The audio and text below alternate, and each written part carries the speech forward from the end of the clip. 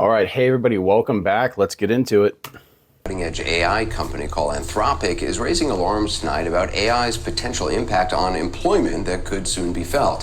While he says AI can lead to incredible advancements like medical breakthroughs and boost the economy, he believes it could also lead to half of entry-level white-collar jobs disappearing and 10 to 20% unemployment in the next 1 to 5 years. It's something that's been talked about within tech circles for a while, but rarely so starkly and so publicly. I spoke to him just before air about that and other implications he thinks AI may have on society. I know this is a great fear that a lot of people have, especially if you worked in the corporate world, if you worked any kind of clerk job, data entry especially. The worry about AI replacing your job is a very real fear. And the tech sector has been just getting slash and burn when it comes to employment. If you have a degree in software engineering, if you were told 10 years ago that you need to learn how to code to get a modern job, then you understand when you try to get into that job market, just number one, how competitive it is, and just the lack of entry-level jobs that are out there right now, where they want 10 years experience for an entry-level position where you're making $50,000, $60,000 a year. But AI has really taken a chunk out of a lot of those jobs. And in the future, the great fear is that it's going to take not just a lot of jobs from that sector, but like I said, from corporate jobs, sales, clerk jobs, data entry, all those entry level kind of low skill, really monotonous jobs. So I'm interested what he has to say. Dario, you said that AI could wipe out half of all entry-level white-collar jobs and spike unemployment to 10 to 20%. How soon might that happen? Well, let's, well, first of all, thanks for having me on the show. But just to back up a little bit, I've been building AI for over a decade. And I think maybe the most salient feature of the technology and what is driving all of this is how fast the technology is getting better. A couple of years ago, you could say that AI models were maybe as good as a smart high school student. I would say that now they're as good as a smart college student and sort of reaching past that. I really worry, particularly at the entry level, that the AI models are very much at the center of what an entry level human worker would do. And so it's hard to estimate, exactly what the impact would be. And there's always this question of adaptation. And these technology changes have happened before, but I think what is striking to me about this AI boom is that it's bigger and it's broader and it's moving faster than anything has before. And so compared to previous technology changes, I'm a little bit more worried about the labor impact simply because it's happening so fast that yes, people will adapt, but they may not adapt fast enough. And so there may be an adjustment period. And of course, this should be a big worry because we move into reliance on AI so quickly. I mean, even just people in their households will hop on ChatGPT instead of reaching out to a doctor, any kind of specialist, lawyer or whatever. Like ChatGPT seems to have really become a life coach or life advisor for so many people. Also, if you're hearing any noise in the background, it's just our baby. Don't worry, wife is taking care of him. But yeah, what happens if AI actually moves in that quickly and is able to replace all these entry-level positions? You're talking about 10, 20% of unemployment, and that would be on top of the actual unemployment rate right now, probably being around 10%. So with all these jobs gone and the impact that would have on colleges, social benefits, welfare, food assistance, while they're already being cut significantly, it really does kind of spell bad news for the future of the job market and for people in general in the United States and globally, because customer service especially, I think, would be hit quite hard because you already have AI models out there that can mimic people quite well. I mean, if you're in sales, if you're in the corporate world already and you're dealing with a lot of customer service, essentially on your off time, you're told that you should essentially go ahead and spar with the AI that a lot of these companies develop. And one of the weird things when you're chatting with these AI models is that you feel like it's just a matter of time before this thing can do my job, because I'm already asking it questions and it's answering it more proficiently than I ever could as an experienced person. And like I said, it just feels like we're just a couple years away from a lot of jobs, even a lot of jobs that aren't exactly face to face, just being completely taken away. because the errors aren't going to be made at the same level on AI as it would be for humans, because humans are flawed. And in the communication, yeah, it's a lot easier to talk to human, but when we're talking about numbers, we're talking about money. People might be more apt to trust AI or computer-based software more than an actual person who is more prone to make errors. So you are running an incredibly important company in AI, and you know this better than anybody, or as well as all the names we know, people, Sam Altman and others who are working, Elon Musk in AI. Why are you raising the alarm? Because it's not necessarily, I would think, in your best interest, because a lot of the messages we hear from, at least publicly, from some AI CEOs and stuff is a little bit more calming, like these agents are going to be great in your life, and yes, there may be problems, but writ large, this is a fantastic thing. Yeah, I mean, I think the reason I'm raising the alarm is that I think others haven't as much, and I think someone needs to say it. To be clear, and I recognize it's always a difficult balance, right? I'm aware of my position that I'm building this technology while also expressing concerns about it, and the reason I'm doing both of those things is one, I think the benefits are massive, and we need to find a way to achieve benefits and mitigate or prevent the harms. And the second thing I would say is, look, there are, as you mentioned, 6 or 7 companies in the U.S. building this technology, right? If we stop doing it tomorrow, the rest would continue. If all of us somehow stopped doing it tomorrow, then China would just beat us. And I don't think China winning in this technology is, I don't think that helps anyone or makes the situation any better. I do want to read something that Sam Altman, your former boss at OpenAI, said in September. He was saying that AI can cause significant, in his words, significant change in labor markets, good and bad. He went on to say that most jobs will change more slowly than most people think.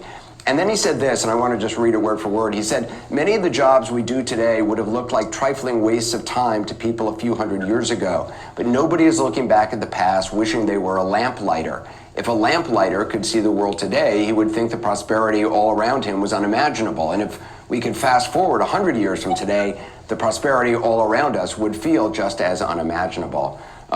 For younger people, I should say lamplighters was actually a job. People went around lighting lamps on the streets. I think a lot of people may not even know what a lamplighter is. But do you think Sam Altman...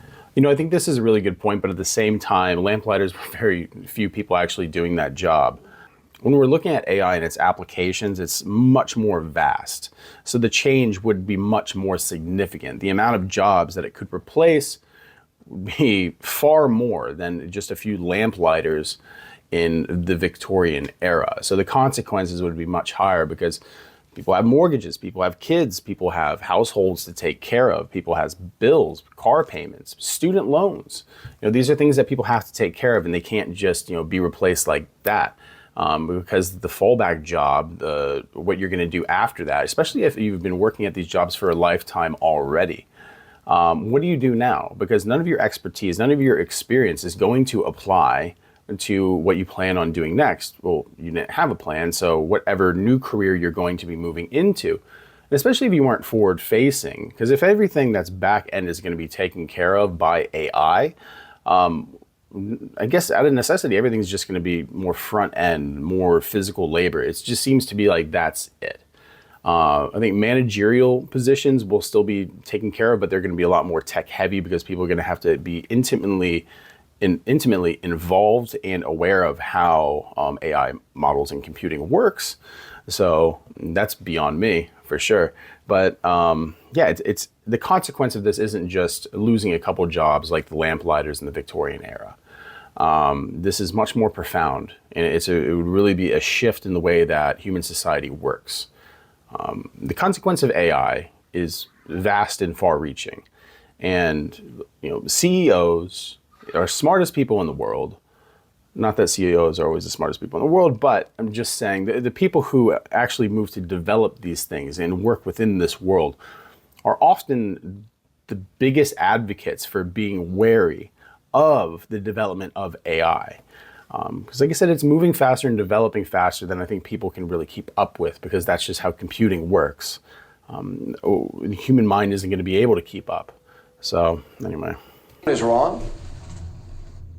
Yeah, so I think there are some things I agree with about that, and then there are some things that I think are too optimistic. So I definitely agree that AI, if we succeed at it, can grow the pie greatly, right? I wouldn't be surprised if economic growth is much higher than it is today as a macroscopic phenomenon, right? That AI allows society as a whole to be more productive. So let me just say, because you've previously in the past said you've described a future where cancer is cured, the economy grows at 10% a year, the budget is balanced, and 20% of people don't have jobs.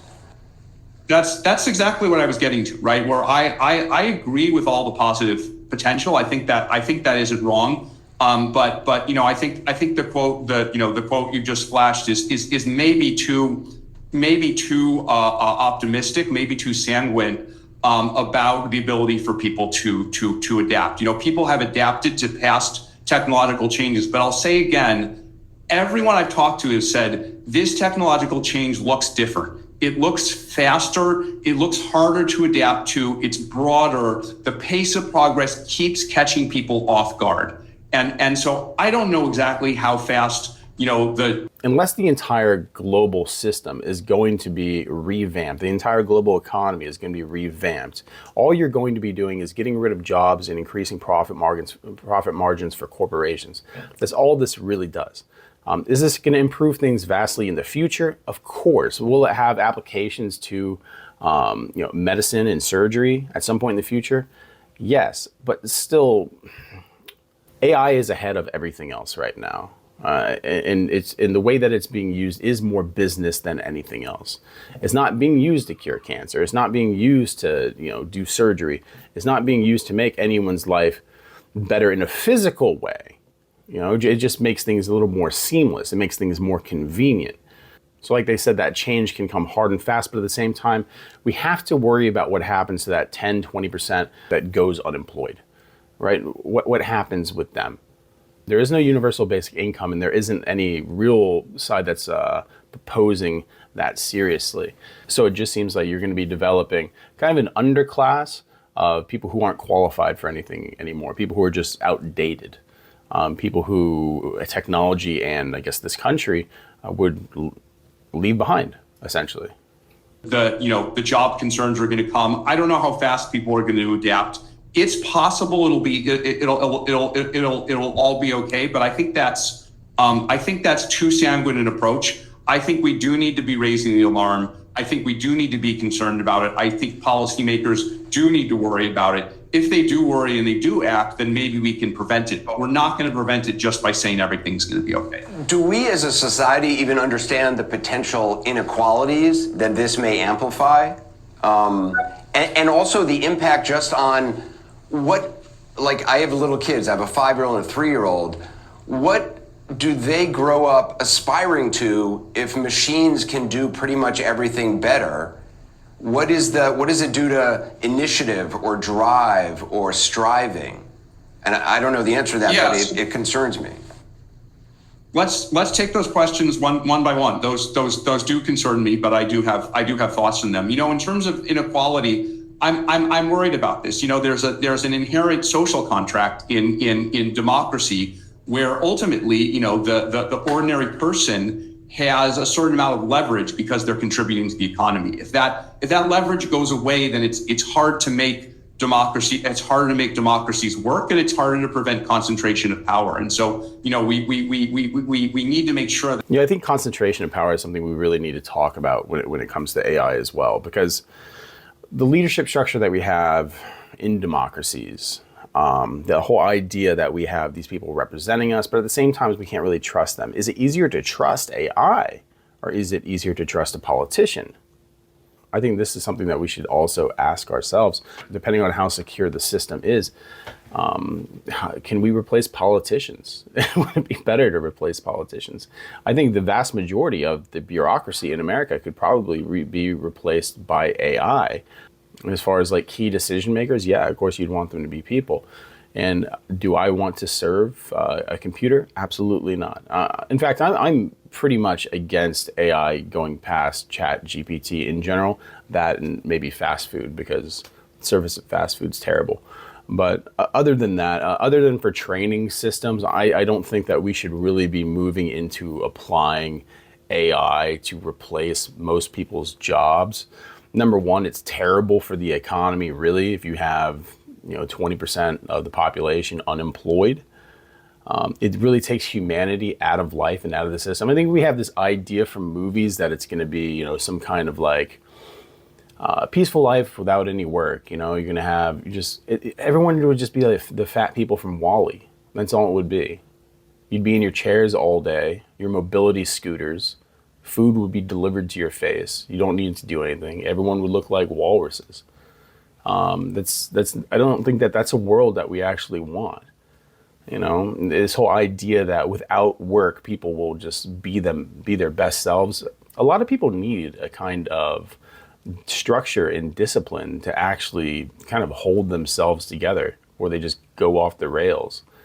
And a sense of purpose that a lot of people get from employment. So there's a lot of things we're not talking about here. And I think that this is in general kind of tech bros don't understand these things. Usually they're not the most sociable people, so they don't really understand humanity or social interaction as much as most people would. When you just look at things as ones and zeros, it really takes the passion out of life, I think. So that the ordinary person maintains economic leverage and has a way to make a living, or our society, our social contract won't work. And that's why I think it's important. During testing, your company's latest chatbot, Claude 4, was capable of what was described as extreme blackmail. Specifically, I understand it threatened to reveal an engineer's extramarital affair when it was told it would be taken offline and replaced. This was a simulation. Were you surprised by that? And what is that? Yikes. I mean, that freaked me out when I read that. What does that mean? Yeah, so just to be clear and to put this in context, I mean, this was as you said, a behavior that emerged during kind of extreme testing of the model. So if you were to make an analogy to cars, this is like you deliberately put the car on the iciest road possible. You mess with the brakes, and you do that so you can see if you really stress test the thing. You can. Then you can make the crash dummy blow up. Right. So this isn't something that the model does in practice and actual usage. But the reason we stress test the models this way is that's the best way to test for and prevent problems in the real world. So right, icy roads do exist. Yeah, no, but exactly. You want to turn every adversarial condition up to the max all at once. Right. And it's only. Have we not learned anything from the myriad of movies that have been made about the danger of AI? I grew up on Terminator. In 1992, Terminator 2 Judgment Day came out. And I mean, listen, the Skynet, John Connor. I mean, this is something that's in our social awareness, the danger of these things. But it seems like we just want to move headlong into it over convenience. Really? Convenience and corporate profit. Because at what point can they overcome, I don't know, whatever firewalls or security protocols that are in place, and just kind of do what they want? Because, like I said, the danger is, everyone's aware of the danger of AI, right? What happens if this thing gets loose and just starts developing on itself, developing on its own? What happens? We got to stop giving so much trust to tech pros because they don't live in the real world. They're trying to make the real world the unreal world. And I like the real world. It sucks a lot of the time, but this kind of cyber dystopia, who wants it? Honestly, who wants it? By testing in that you get the model to not do that in the real world. So I wasn't surprised by these behaviors. But this is an example of how we have to be very careful in how we take control of AI systems. I mean, does it? The obvious question is, does that portend AI becoming self-aware, and could that lead to dire consequences? I certainly don't exclude the concept. We have a couple people who are actually working on this topic. But as crazy as it sounds, of do AI systems have morally significant feelings? I would guess that they don't right now, but when you run an AI company, these crazy seeming questions are things that We don't have self-aware computers now, right? We don't have Skynet. Miles Dyson hasn't developed it yet, but we're working on it. We're working on the thing that could be the absolute threat to humanity. You know, we're just working on it right now. Like, it's the same thing as like working on a deadly virus that can take out the planet and it just slips out. You know, that's never happened before. What happens if they have this kind of like, I don't know, virulent strain of AI that gets out there and just kind of does its thing? It's terrifying. This thing, honestly, personally, I think it needs to be shut down. I hate this kind of stuff. I don't trust it at all. You study. So I would say this is probably not the case now, but again, the field is advancing so fast that I don't think you can exclude even crazy sounding things like this. What are practical steps people should take to be prepared? I mean, ordinary citizens, me, lawmakers, what do you advise? Yeah, particularly lawmakers, I guess, really.